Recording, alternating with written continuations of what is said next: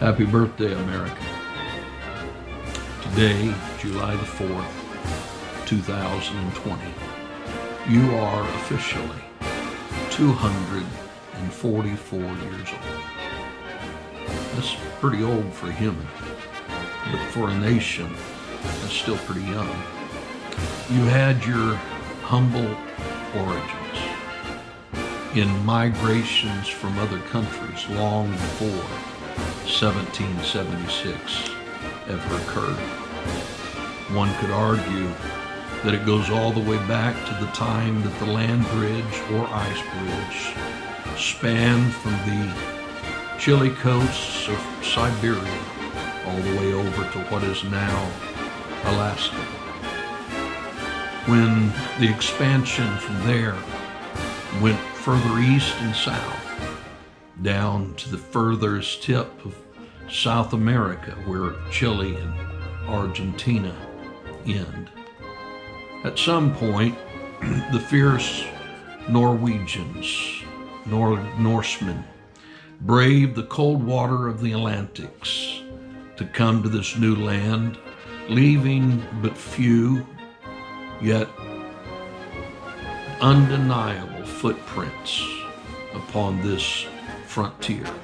Eventually, they were followed by the Spaniards, the Portuguese, the French, and the English, all of them looking for fortune and fame.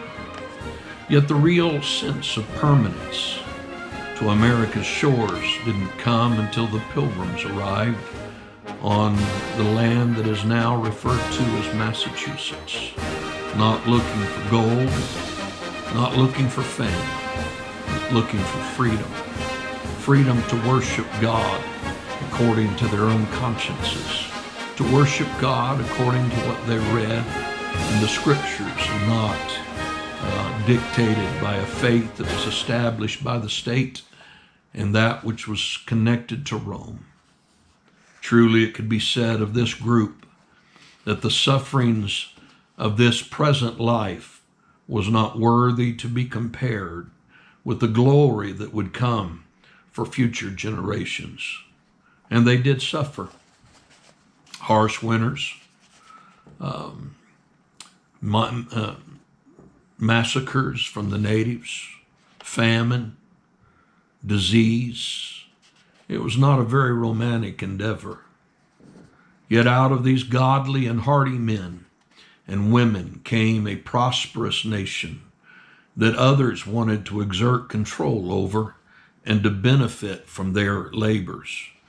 The church was the center of their society in those days. The church was the cornerstone of their education. Colleges were established by the clergy who came to shape the minds of the new Americans. Harvard apparently was among the first, being established in 1636, 140 years before the birthday of our nation. From this fiercely independent group of people arose a desire to break away from the tyranny of a king and a kingdom that taxed them not for the benefit of the people, but for the enrichment of lands beyond the sea. The cry was that it was taxation without representation. And from that cry came the birthing pains of a revolution. Tough men formed this new union. Men like Benjamin Franklin, who put his wisdom into it. Passionate men like Patrick Henry, who declared one day in a pulpit, "Give me liberty or give me death." Men who were willing to put their all on the line, like John Hancock, who signed the Declaration of Independence so large that he said the King of England would have no problem reading his name even without having to put his spectacles on. Of the 56 men who signed the Declaration of our independence, 5 of them were captured by the British as traitors, tortured before they died. 12 of them had their homes ransacked and burned. 2 of them lost their sons in the Revolutionary Army. Another 2 had sons that were captured. 9 of the 56 fought and died from wounds or hardship in the Revolutionary War. They pledged and signed their lives, their fortunes, and their sacred honor. Freedom is never free.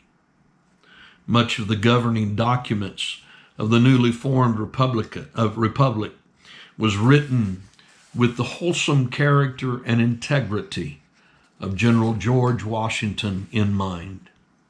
He was not a man to lead from behind closed doors of safety and security, but he fought and suffered alongside of the men who followed his leadership. He was a man of prayer. He was a man that believed that God was needed to help direct the nation throughout the war. As it was understood in his military family, George Washington gave a part of every day to private prayer and devotion. One of his prayers is used every day at the hanging of a wreath of flowers at his tomb there at Mount Vernon. And this is what George Washington prayed.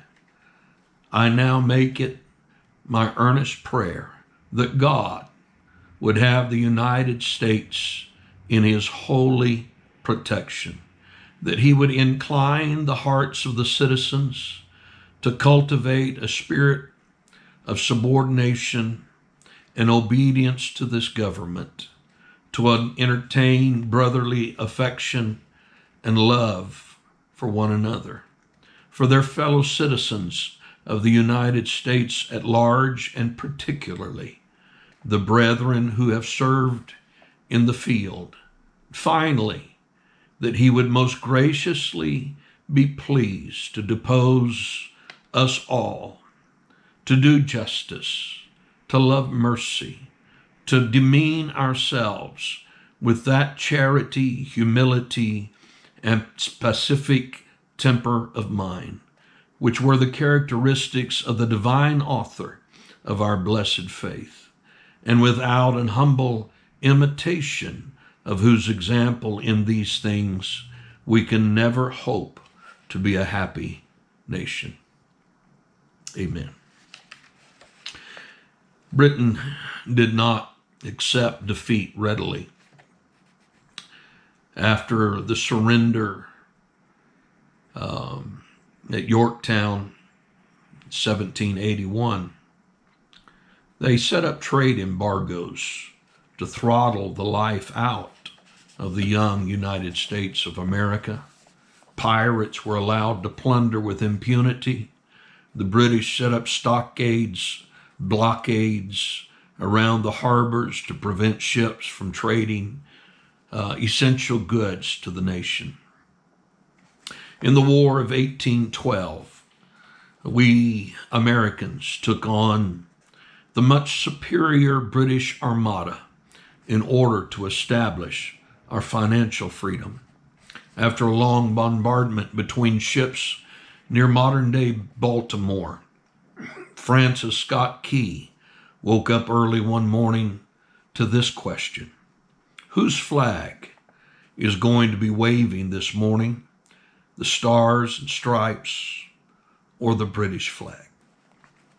One glimpse of Old Glory still standing over Fort McHenry was the inspiration for him to write a poem which was later put to music. It's called The Star-Spangled Banner. Oh, say, can you see by the dawn's early light what so proudly we hailed at the twilight's last gleam, whose broad stripes and bright stars through the perilous fight o'er the ramparts we watched were so gallantly streaming. and the rockets' red glare, the bombs bursting in air, gave proof through the night that our flag was still there.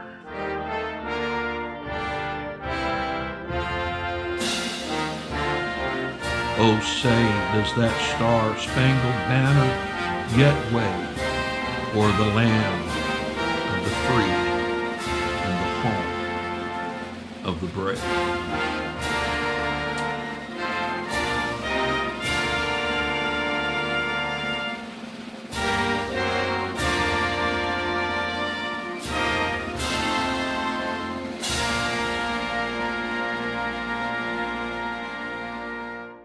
The next great conflict that our nation suffered was not at the hand of our enemy, but at our own hands. As tensions grew between the southern states and the northern states, primarily over the question of slavery and state rights, it divided the nation. Family, friends, found themselves on opposing ends of opinion, one wearing blue and one wearing a gray uniform. Before he became the 16th President of the United States of America, Abraham Lincoln gave this speech in his hometown of Springfield, Illinois, on June the 16th, 1858. He said, "A house divided against itself cannot stand. I believe this government cannot endure permanently half slave and half free. I do not expect the Union to be dissolved. I do not expect the house to fall, but I do expect that it will cease to be divided. We were meant to be one nation, under God, indivisible, with liberty and justice for all." The price of freedom for the men and women bound in slavery was very high. Over 600,000 men gave their lives during that sad chapter of our nation's history. The pictures of those tragic battlefields are too horrific to bear showing. Bloody battlefields had to quickly become cemeteries for the dead. The tombstones that memorialized the dead often said things like this: New Hampshire, 49 bodies. Maine, 104 bodies. An unknown, 411 bodies. Somewhere around 50,000 people died at Gettysburg alone. It was with a heavy heart that President Lincoln stood to dedicate a new national cemetery there at the battlefield of Gettysburg. And he said this: 77 years ago, our fathers brought forth on this continent a new nation and conceived it in liberty, dedicated to the proposition that all men are created equal. Now we're engaged in a great civil war, testing whether that nation or any nation so conceived and so dedicated can long endure. We are met today on a great battlefield of that war. We have come to dedicate a portion of that field as a final resting place for those who gave their lives that this nation might live. It is altogether fitting and proper that we should do this. But in a larger sense, we cannot dedicate, we cannot consecrate, we cannot hallow this ground. The brave men, living and dead, who struggled here have consecrated it, far above our poor power to add or distract. The world will little note nor long remember what we say here, but it can never forget what they did here. It is for us to take the living, rather to be dedicated here to the unfinished work which they have who have fought here have thus so far nobly advanced. It is rather for us to be dedicated to the great task remaining before us, that from these honored dead we take increased devotion to the cause which they gave their last full measure of devotion, that we here highly resolve that these dead shall not have died in vain, that this nation under God shall have a new birth of freedom, and that the government of the people, by the people, for the people, shall not perish from the earth. No, sir, freedom is not free. It was during those troubled times that this beloved song was introduced to a nation. It was called the Battle Hymn of Republic.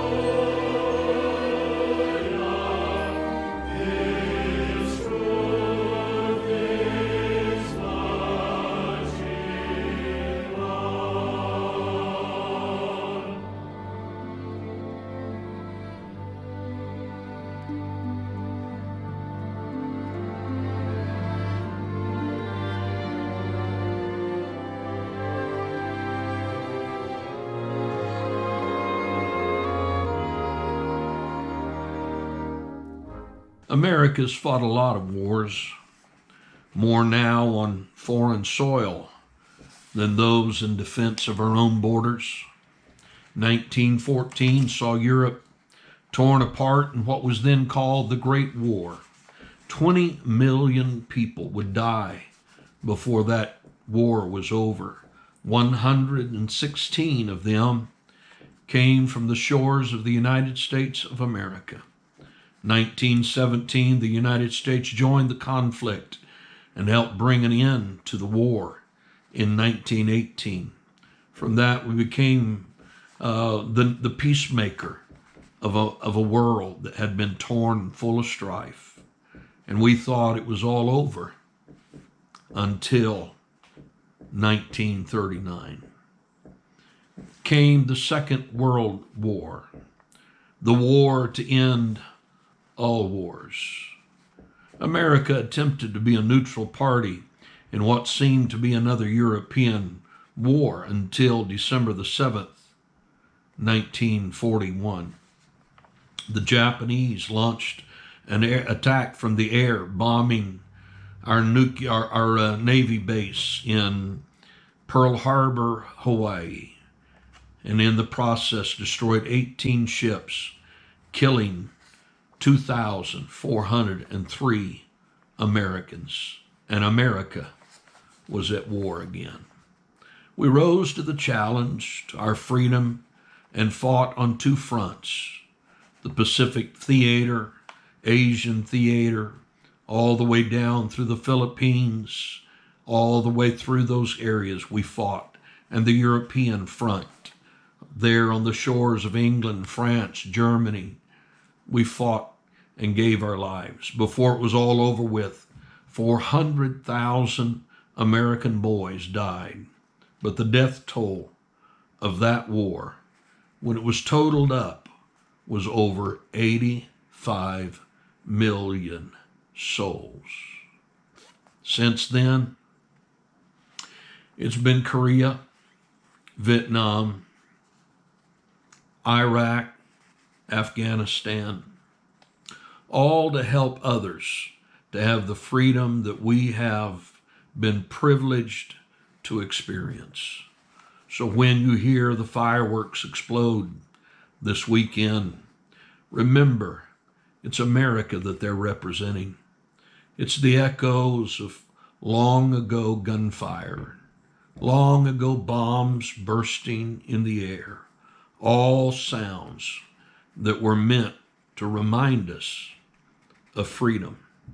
And while you're celebrating, don't forget that the enemy from the outside is not our greatest fear, but it is the enemy from within that can destroy us.